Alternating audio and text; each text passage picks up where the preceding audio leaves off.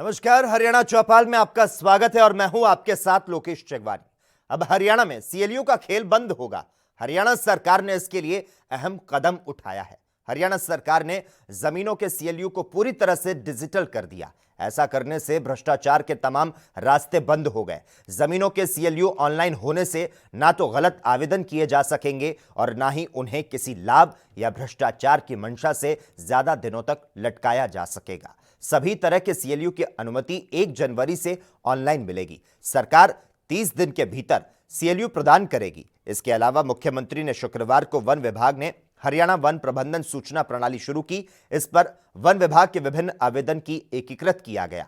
Nursery प्रबंधन, पौधारोपण प्रबंधन, वृक्षों के गिरने और पौधे की गणना कराने और वन अपराध प्रबंधन मॉडल इसमें शामिल है। इस प्लेटफॉर्म पर करीब 200 नर्सरियों और पौधारोपण के 1700 स्थान का पंजीकरण किया जा चुका है।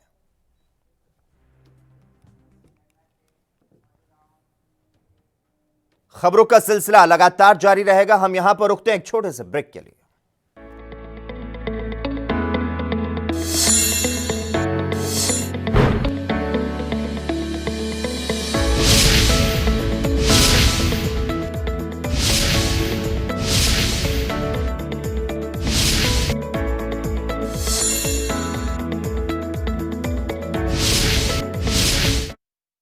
क्या आप दुबले पतले कमजोर हैं? आपकी सेहत नहीं बनती, भूख कम लगती है, वजन नहीं बढ़ता। दरअसल मेन बात खाना पीना खाना नहीं है, मेन बात है खाया पिया लगना। और अगर खाया पिया लगेगा ही नहीं तो सेहत बनेगी कैसे? इसलिए हमारी संस्था सन्यासी आयुर्वेदा ने एक ऐसी दवा बनाई है जो कि आपके पाचन तंत्र को, आपके लीवर सिस्टम को ठीक करने का काम करती है, ताकि आप जो भी खाएं उसका पूरे का पूरा निचोड़ आपके शरीर को लगे, आपकी भूख बढ़े, खाया पिया सही से लगे, नया खून बने, हड्डियों में जान आए, वजन बढ़े, ताकत बढ़े, चेहरे पर नूर आए और आप मोटे तगड़े खूबसूरत पर्सनैलिटी के मालिक बन जाएं। यह दवा पूरी तरह से आयुर्वेदिक होती है। इसका शरीर पर कोई भी साइड इफेक्ट, कोई भी नुकसान या दुष्प्रभाव नहीं होता। लड़के लड़कियां दोनों इसका इस्तेमाल कर सकते हैं और पहले 15 दिन के अंदर ही आपको इसका असर महसूस हो जाएगा। सिर्फ 650 रुपए की पूरे 1 महीने की दवा होती है और आप इसे घर बैठे 01145454545 पर फोन करके दवा मंगवा सकते हैं।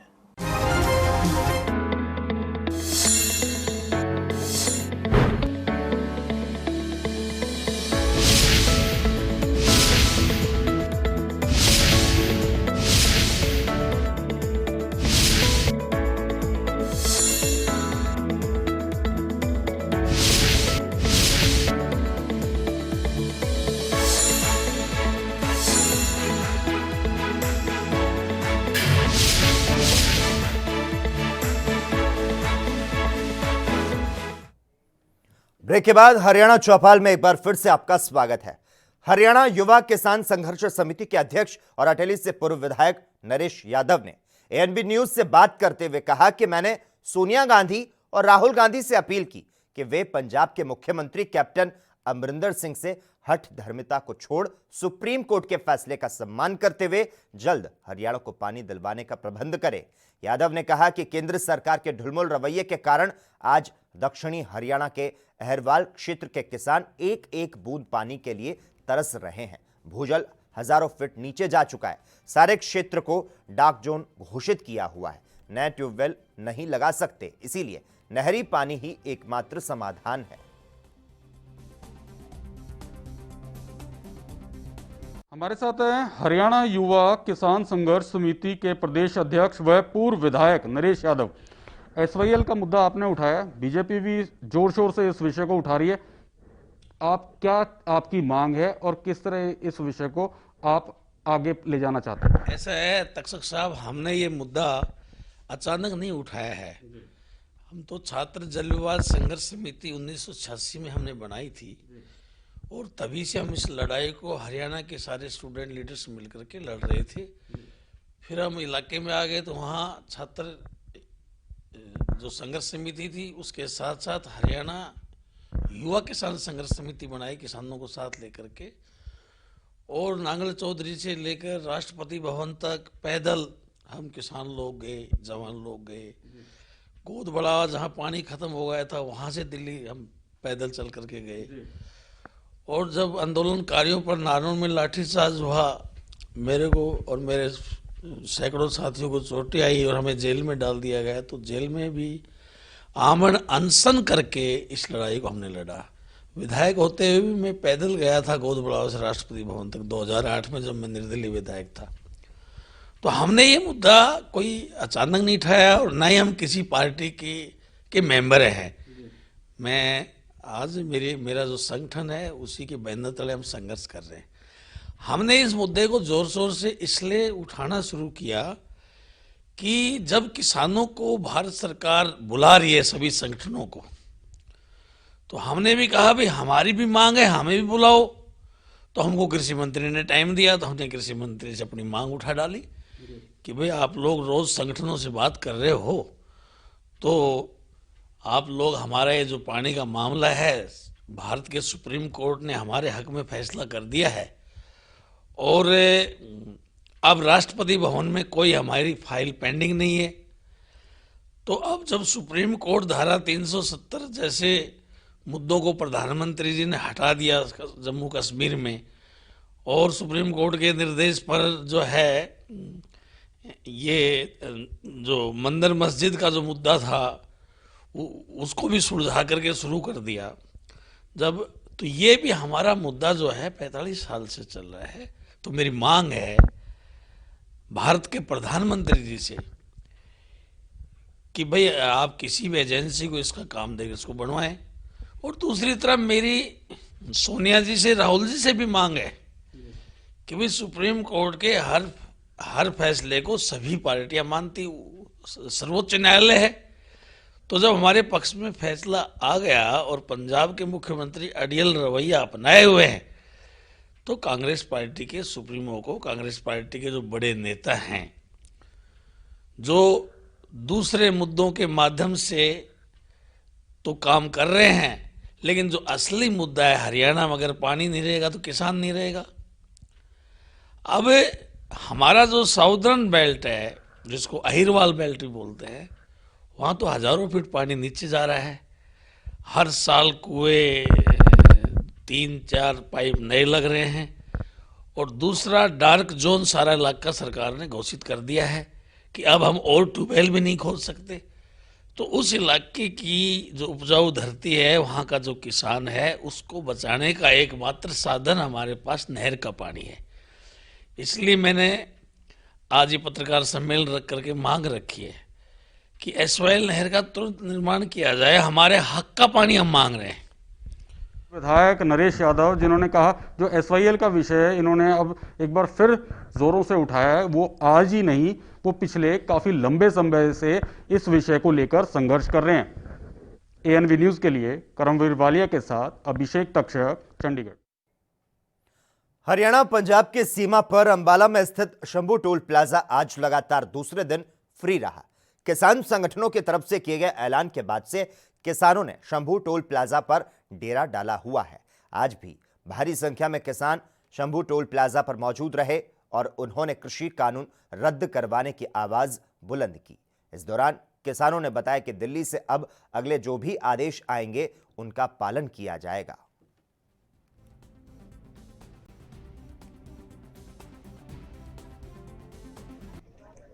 देख लो, जो आज हमारी अगली प्लानिंग है ना, ये कल रात के 12 बजे तक है। हाँ, हाई कमांड के आदेश यही थे, ये 25, 26, 27 3 दिन टोल प्लाजा फ्री रखना है।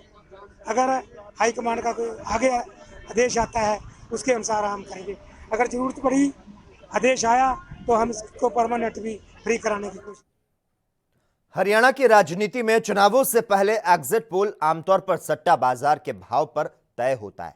आमतौर पर सभी अखबार और चैनल अपने अपने सर्वे के साथ सट्टा बाजार के भाव को अनुमानित करते हुए और विश्लेषण कर कौन सी पार्टी जीत की ओर आगे बढ़ रही है इसका आंकलन करती है। हरियाणा में भिवानी का सट्टा बाजार राजनीति के कई मायने रखता है। आमतौर पर यह कहा जाता है कि 99% भिवानी सट्टा बाजार की रिपोर्ट हमेशा सही होती है, तो इस बार की इस रिपोर्ट ने कहीं ना कहीं बीजेपी की मुश्किलें बढ़ा दी।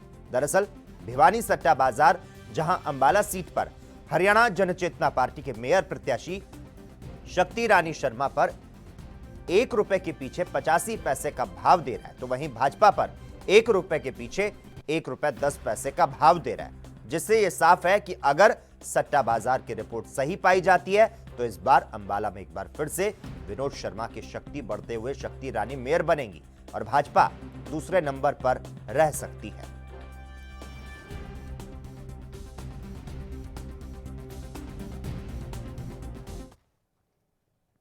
नए कृषि कानूनों को लेकर आंदोलन का आज 31वां दिन है और इस बीच जयपुर दिल्ली हाईवे बॉर्डर स्थित जयसिंहपुर खेड़ा पिछले 2 दिन से बंद है। टोल फ्री के दूसरे दिन अनशन पर 11 किसान समर्थक बैठे रहे। पिछले 14 दिन से किसान संगठन धरना स्थल पर डटे हुए हैं। वहीं इन किसानों के लिए लंगर और मेडिकल सुविधा निःशुल्क मुहैया करवाने के लिए सामाजिक संगठन सामने आ रहे हैं। आंदोलन को लेकर किसान नेताओं ने साफ कर दिया कि जब तक समाधान नहीं निकल पाएगा तब तक आंदोलन चलता रहेगा।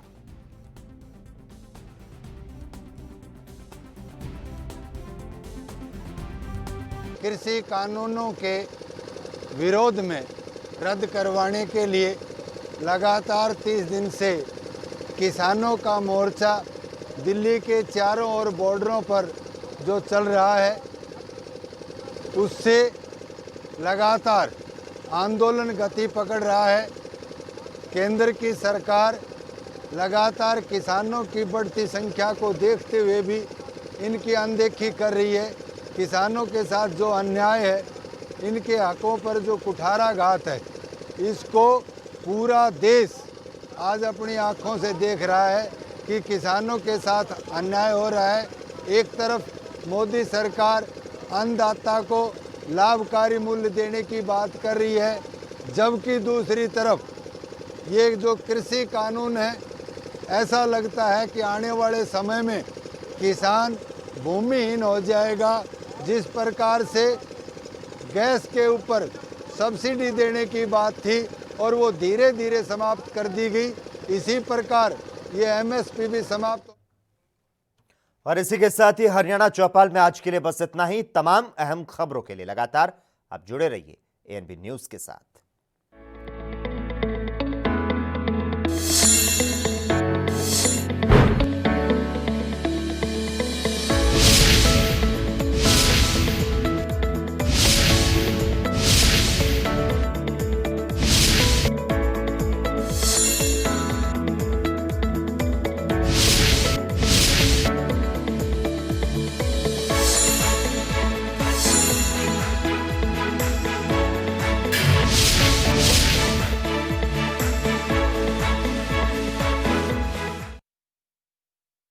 क्या आप दुबले पतले कमजोर हैं, आपकी सेहत नहीं बनती? भूख कम लगती है, वजन नहीं बढ़ता?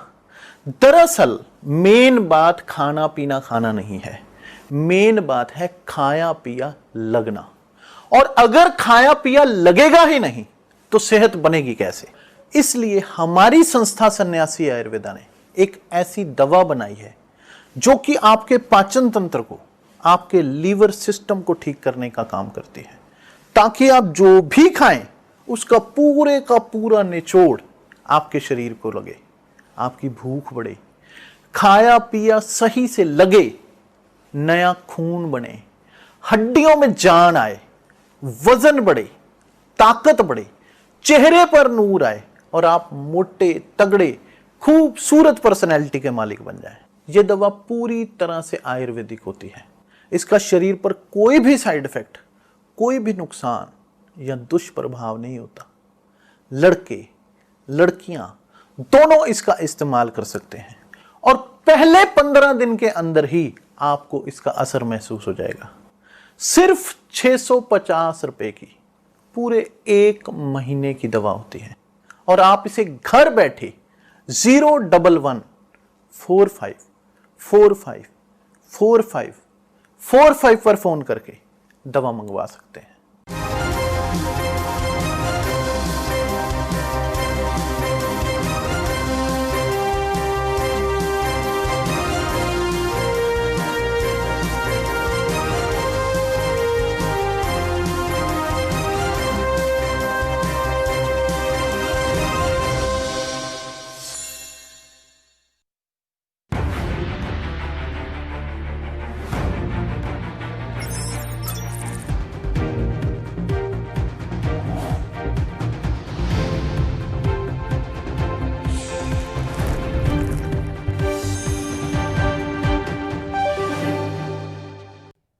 नमस्कार, एएनबी न्यूज में आपका स्वागत है और मैं हूं आपके साथ लोकेश चगवानी।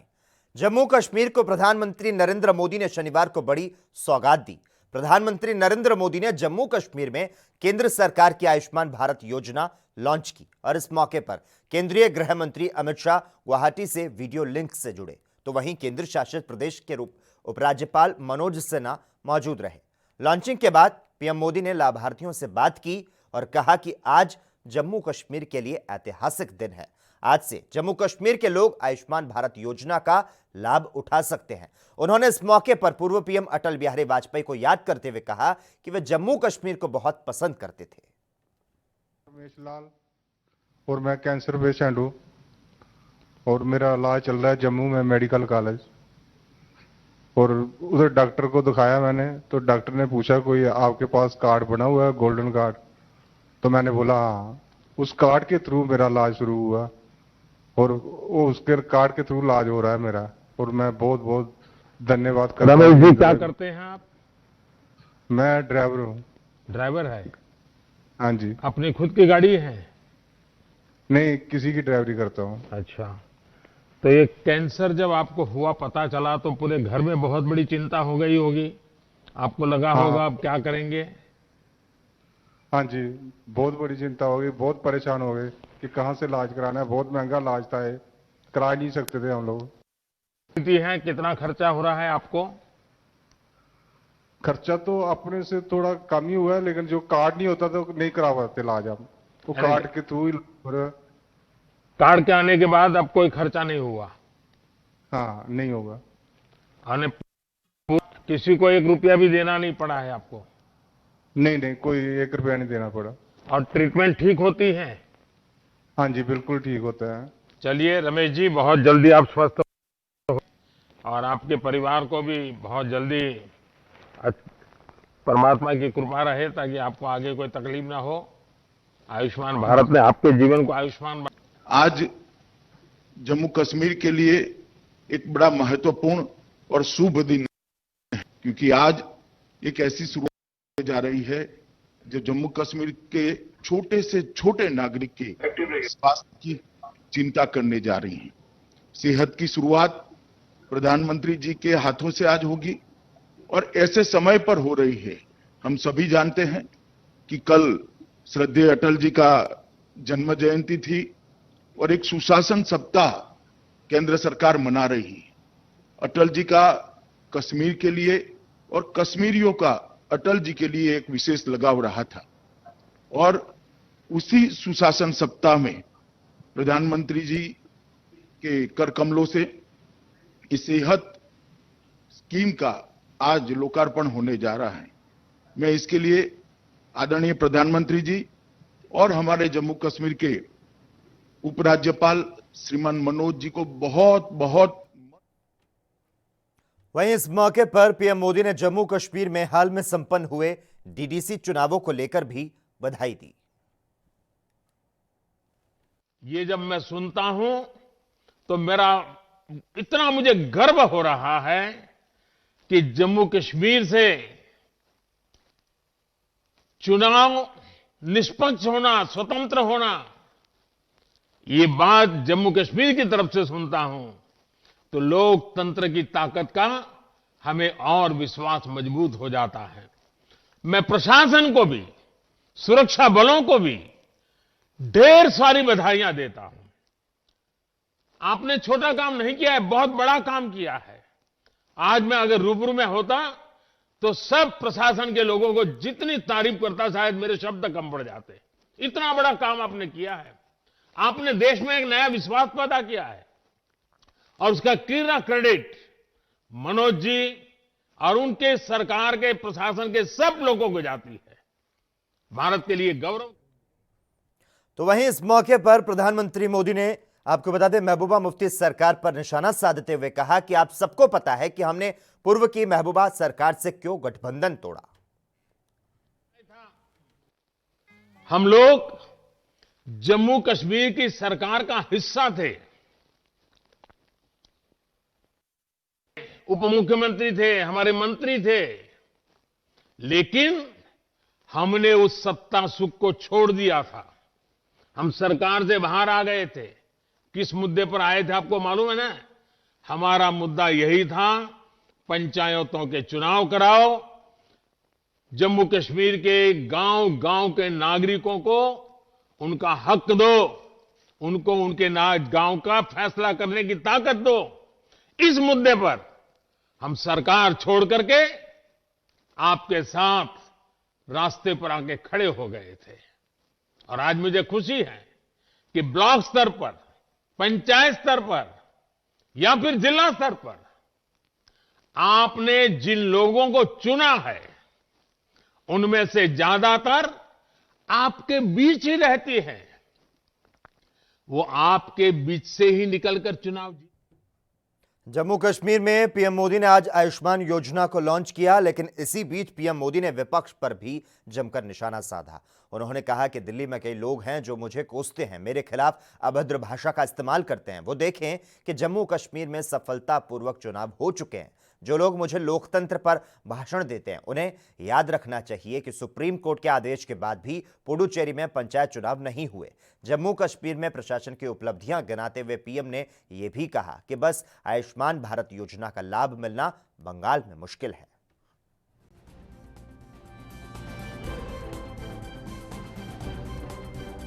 जम्मू कश्मीर ने तो यूटी बनने के 1 साल के भीतर भीतर त्रिस्तरीय पंचायती राज व्यवस्था के चुनाव करवा दिए, शांतिपूर्ण करवा दिए और लोगों को उनका हक दे दिया। अब यही चुने हुए लोग जम्मू कश्मीर के अपने गांवों का, अपने जिले का, अपने ब्लॉक का भविष्य तय करेंगे। लेकिन दिल्ली में कुछ लोग सुबह शाम आए दिन मोदी को कोसते रहते हैं, टोकते रहते हैं, अपशब्दों का प्रयोग करते हैं और आए दिन मुझे लोकतंत्र सिखाने के लिए रोज नए नए पाठ बताते रहते हैं। मैं उन लोगों को जरा आज आईना दिखाना चाहता हूं। ये जम्मू कश्मीर देखिए, यूटी बनने के इतने कम समय में त्रिस्तरीय पंचायती राज व्यवस्था को स्वीकार करके काम आगे बढ़ाया। लेकिन दूसरी ओर विडंबना देखिए, पुडुचेरी में सुप्रीम कोर्ट के आदेश पंचायत और म्युनिसिपल इलेक्शन नहीं हो रहे हैं और जो मुझे यहां रोज लोकतंत्र के पाठ पढ़ाते हैं ना, उनकी पार्टी वहां राज कर रही है। आप हैरान होंगे, सुप्रीम कोर्ट ने 2018 में दिया था, लेकिन वहां जो सरकार है जिसका लोकतंत्र पे जरती पर भरोसा नहीं, इस मामले को लगातार टाल रही है। साथियों, इस स्कीम का एक और लाभ होगा जिसका जिक्र बार बार किया जाना जरूरी है।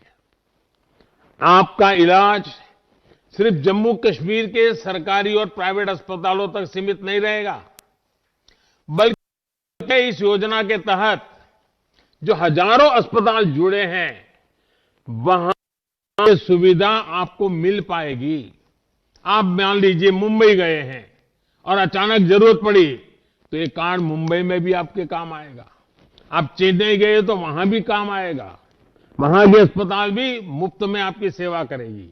आप कोलकाता गए हैं तो वहां मुश्किल होगा, क्योंकि वहां की सरकार आयुष्मान योजना से नहीं जुड़ी है। कुछ लोग होते हैं, क्या करें। देश भर में ऐसे 24,000 से ज्यादा अस्पताल इस वक्त है जहां सेहत स्कीम के तहत आप। उधर शिवसेना ने अपने मुखपत्र सामना के संपादकीय में कांग्रेस नेता राहुल गांधी की नेतृत्व क्षमता पर सवालिया निशान खड़े किए। वहीं यूपीए को एनजीओ करार देते हुए शिवसेना ने इसका नेतृत्व राष्ट्रवादी कांग्रेस पार्टी के मुखिया शरद पवार को सौंपने की वकालत की। हालांकि राहुल पर सवाल उठाने के बाद ये देखना दिलचस्प होगा कि शिवसेना के इस कदम का प्रभाव महाराष्ट्र की महाविकास अघाड़ी सरकार पर पड़ता है या फिर नहीं।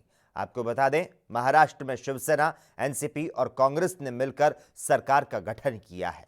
वहीं वर्तमान में यूपीए की कमान कांग्रेस की अंतरिम अध्यक्ष सोनिया गांधी के हाथों में है। संपादकीय में कहा गया कि बीजेपी का विरोध करने के लिए जब तक यूपीए के सभी दल शामिल नहीं होंगे तब तक विपक्ष सरकार के आगे बेअसर नजर आएगा। शिवसेना ने कहा कि प्रियंका गांधी को दिल्ली की सड़क पर हिरासत में लिया गया, राहुल गांधी का मजाक उड़ाया गया, यहां महाराष्ट्र में सरकार को काम करने से रोका जा रहा है। यह पूरी तरह से लोकतंत्र के खिलाफ है।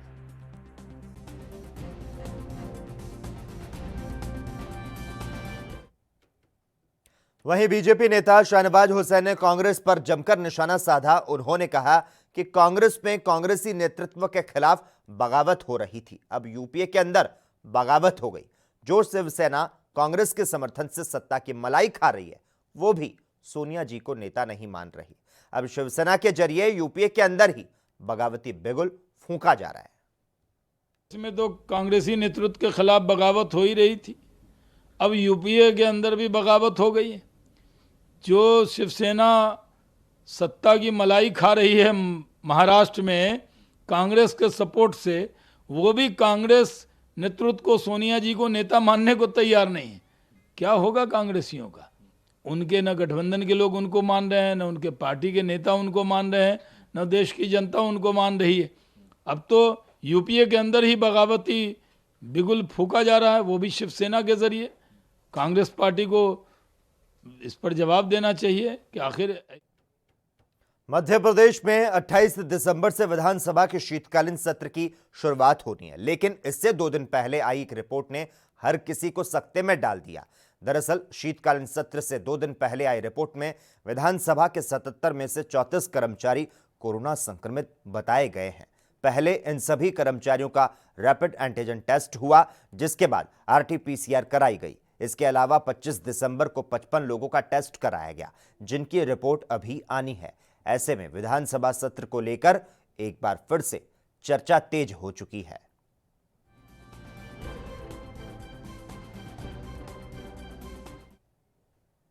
वहीं कांग्रेस सांसद राहुल गांधी ने किसान आंदोलन के बहाने एक बार फिर से केंद्र सरकार पर हमला किया। शनिवार को किसान आंदोलन का समर्थन करते हुए राहुल गांधी ने अपने ट्विटर हैंडल पर एक वीडियो पोस्ट किया। वीडियो कैप्शन में लिखा, मिट्टी का कण-कण गूंज रहा है, सरकार को सुनना पड़ेगा। इसके पहले कांग्रेस नेता राहुल गांधी ने गुरुवार को कृषि कानून के मसले पर राष्ट्रपति से मुलाकात की थी। इसके बाद उन्होंने केंद्र सरकार पर हमला बोलते हुए कहा था कि इन कानूनों से किसानों को नुकसान होने वाला है।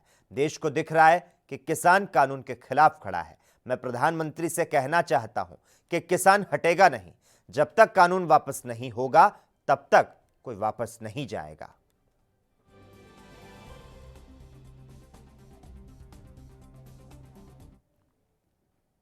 खेती कानूनों के विरोध में किसानों का संघर्ष दिन ब दिन तेज होता जा रहा है।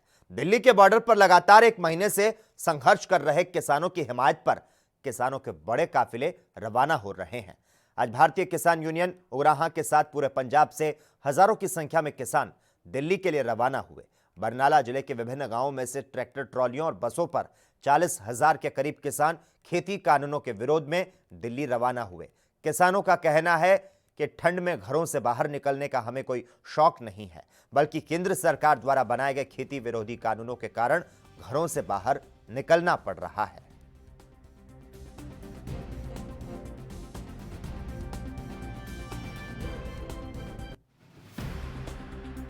लगातार ਅਸੀਂ ਮਹੀਨੇ ਤੋਂ ਮਤਲਬ ਦਿੱਲੀ ਦੇ ਵਿੱਚ ਬੈਠੇ ਆ। ਜਿਹੜੇ ਮੋਦੀ ਦੇ ਮਨ 'ਚ ਭੁਲੇਖਾ ਸੀ, ਰੋਜ਼ ਕਹਿੰਦਾ ਮੈਂ ਮਨ ਕੀ ਬਾਤ ਕਰੂੰਗਾ, ਐਂ ਕਰੂੰਗਾ, ਬੈਲ ਤੁਹਾਡੇ ਖਾਤਰ ਬਹੁਤ ਚੰਗੇ ਨੇ, ਉਹਦਾ ਅਸੀਂ ਭੁਲੇਖਾ ਕੱਢ ਦੇਣਾ ਚਾਹੁੰਦੇ ਆ। ਮਹੀਨਾ ਸਾਨੂੰ ਬੈਠਿਆਂ ਨੂੰ ਹੋ ਗਿਆ। ਲਗਾਤਾਰ ਅਸੀਂ ਅੱਜ ਤੋਂ 10 ਦਿਨ ਪਹਿਲਾਂ ਪਿੰਡਾਂ ਦੇ ਵਿੱਚ ਮੀਟਿੰਗਾਂ ਕਰਾ ਰਹੇ ਆ, ਲੋਕਾਂ ਨੂੰ ਜਾਗਰੂਕ ਕਰ ਰਹੇ ਆ। ਹੁਣ ਅੱਜ 26 ਤੇ 27 ਤਰੀਕ ਨੂੰ 30,000 ਦਾ ਇਕੱਠ ਲੈ ਕੇ ਅਸੀਂ ਦਿੱਲੀ ਦੇ ਵਿੱਚ ਦੁਬਾਰੇ ਕੂਚ ਕਰਨਾ। ਉਹ ਬੱਸਾਂ ਦੇ ਵਿੱਚ ਮਾਵਾਂ ਭੈਣਾਂ ਨੂੰ ਬਹਾਇਆ, ਜਿਹੜੇ ਮੇਰੇ ਵੀਰ ਨੇ ਉਹ ਟਰਾਲੀਆਂ ਤੇ ਜਾਣਗੇ। ਲਗਾਤਾਰ ਅਸੀਂ ਜਿੰਨਾ ਚਿਰ ਇਹ ਬਿੱਲ ਖਤਮ ਨਹੀਂ ਹੁੰਦੇ, ਪਾੜਦੇ ਨਹੀਂਗੇ, ਉਹਨਾਂ ਚਿਰ ਇਹ ਲੜਾਈ ਲੜਾਂਗੇ। ਬਣਾਈ ਤਾਂ ਲੋਕਾਂ ਨੇ ਸੀ, ਪਰ ਉਹ ਪੱਖੋਂ ਦੋ ਬੰਦਿਆਂ ਦਾ ਕਰ ਰਹੀ ਆ, ਅਡਵਾਨੀਆਂ ਬਾਨੀਆਂ ਦਾ। ਉਹਨਾਂ ਦੀ ਸਰਕਾਰ ਆ, ਕਿਸਾਨਾਂ ਦੀ ਕਾਹਦੀ ਸਰਕਾਰ ਹੋਈ ਜਿਹੜੀ ਅੱਜ ਗੱਲ ਹੀ ਨਹੀਂ ਸੁਣਦੀ ਕਿਸੇ ਦੀ। ਅਸੀਂ ਲਗਾਤਾਰ ਜਿੰਨਾ ਚਿਰ ਇਹ ਸੰਘਰਸ਼ ਚੱਲੂਗਾ, ਚਾਹੇ 2024 ਤੱਕ ਚੱਲੇ, ਚਾਹੇ 22 ਤੱਕ ਚੱਲੇ, ਜਿੰਨਾ ਚਿਰ ਇਹ ਬਿੱਲ ਰੱਦ ਨਹੀਂ ਹੁੰਦੇ, ਉਹਨਾਂ ਚਿਰ ਵੀਕੇਯੂ ਗਰਾਹਾਂ ਵੱਲੋਂ ਹੋਰ ਜਥੇਬੰਦੀਆਂ ਦੇ ਸਹਿਯੋਗ ਦੇ ਨਾਲ लड़ांगे। और इसी के साथ ही इस वक्त के बुलेटिन में बस इतना ही। तमाम अहम खबरों के लिए लगातार आप देखते रहिए ANB न्यूज़।